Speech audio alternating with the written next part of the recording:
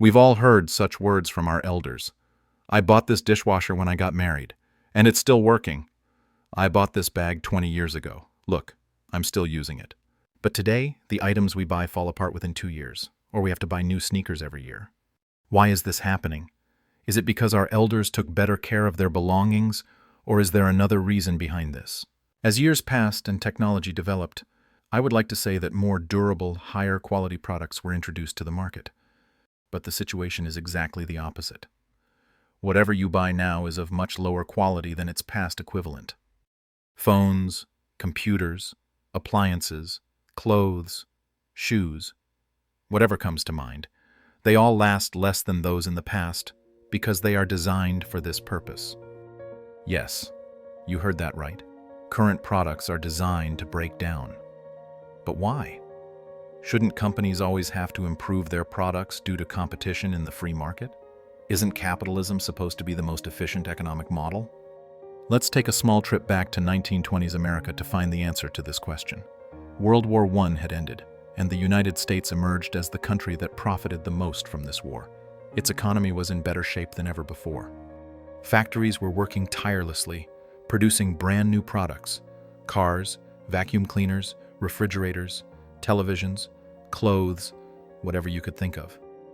The American people, with pockets full of money after the war, were buying these new products like crazy.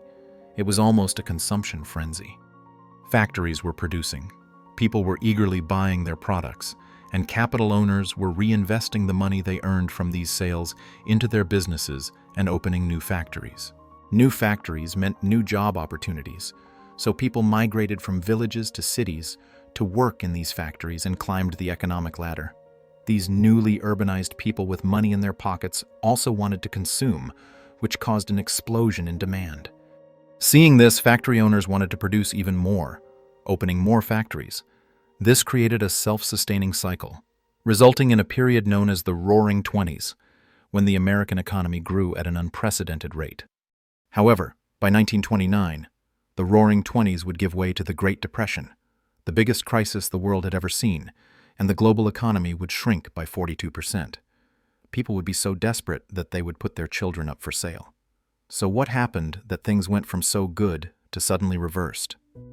The answer to this question will also explain why we use low-quality products today.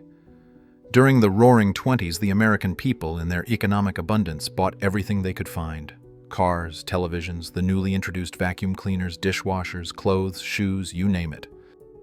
And it reached a point where people no longer needed to buy anything. Every family had a radio, refrigerator, and later car and TVs. The market had reached saturation point. But the factories that were open to meet the demand explosion of the early 1920s continued to operate. Hundreds of refrigerators were produced every day but could no longer be sold. As a result, companies began to lose money with each passing day. On the other side of the coin, people who were no longer spending their money on new products began to accumulate money. Wanting to invest this accumulated money, the American people invested in the stock market, buying shares of companies that had consistently reported growth in recent years. By 1929, the following situation emerged.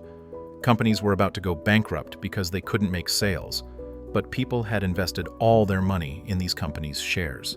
In other words, companies that weren't making real profits were highly valued on the stock market.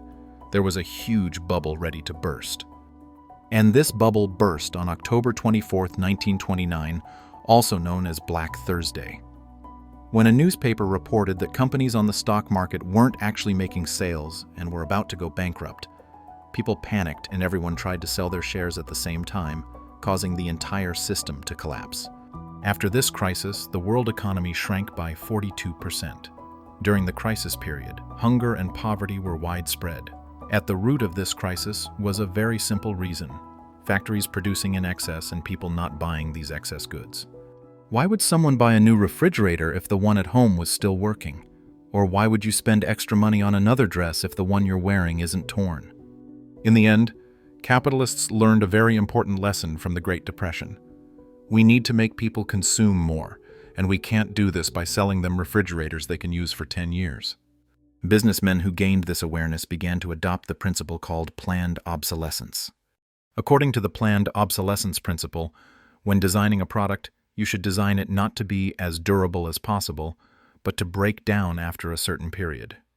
This way, a customer whose refrigerator breaks down will have to come and buy a new one. When capitalists started producing with this principle, they made such huge profits that this system has continued to this day, getting worse and worse. Let me tell you how well this principle works through light bulb sales. In 1879, when Thomas Edison invented the light bulb, it had a lifespan of 14 hours. As the years passed, light bulb technology improved, and the lifespan of light bulbs increased from 14 hours to 2,000 hours. But by 1925, right in the middle of the Roaring '20s, light bulb manufacturers realized they could no longer make more profit because they had sold bulbs to everyone they could sell to. All of America's major light bulb companies held a meeting among themselves and reached the following decision. Everyone would shorten the lifespan of the bulbs they produced, and in the long run, everyone's profits would increase.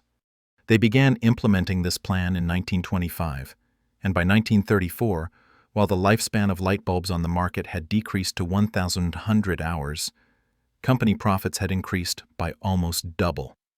As you can see in this example, planned obsolescence is a perfect way to make more profit, but it's not enough on its own because people can repair their broken products and use them again instead of throwing them away. Companies need to prevent this too. Those who have used old Android phones will remember that the back cover of these phones could be opened, and you could easily remove the battery. When your battery life decreased, you would buy a new battery and replace the old one, continuing to use the same phone. However, today, the back cover of no phone can be opened by hand, making it impossible for us to change the batteries ourselves. According to a study conducted in 2023, 75% of people who bought new phones said the main reason was the decreased battery life of their old phones. In electronic devices, parts that were previously secured with screws are now glued together, just so people can't open the device to repair it and will go buy a new one instead. What companies do isn't limited to this. Every time Apple releases a new iPhone, it slows down old phones with the latest iOS version, or ends support for older versions of apps like WhatsApp, just so you'll go buy a new one. Look, this planned obsolescence principle is applied to every product you can think of. A sweater that you could wear for 5 years without its color fading now becomes unusable in 1 year. According to a United Nations study, people buy 60% more clothes than they did 15 years ago, and the same study states that products of the same brand at the same price today have half the lifespan they used to. Now I ask you, is capitalism really the most efficient economic model, as claimed? The t-shirt I buy tears within a year. Shouldn't an efficient model provide people with the most durable, highest quality product? When this t-shirt goes to waste, the filaments used to create it, the human power, the fuel burned by the truck that carried that t-shirt also go to waste. Shouldn't an efficient model use the world's limited resources in the best way? Because we produce and consume too much, we're also heating the planet more than necessary. Glaciers are melting, ocean levels are rising. Would an efficient model drive the planet we live on to bankruptcy? Every year, 1.3 billion tons of food go to waste globally. Just 1/3 of this wasted food would be enough to end hunger in the world. If this model were efficient, would it allow people to die of hunger in one part of the world, while people in another part poison themselves from overeating and throw away their food? If this efficient model pushes people to deliberately design products to break down within 2 years for more profit, wouldn't the same efficient model want to harm people's health for more money and then sell them medication?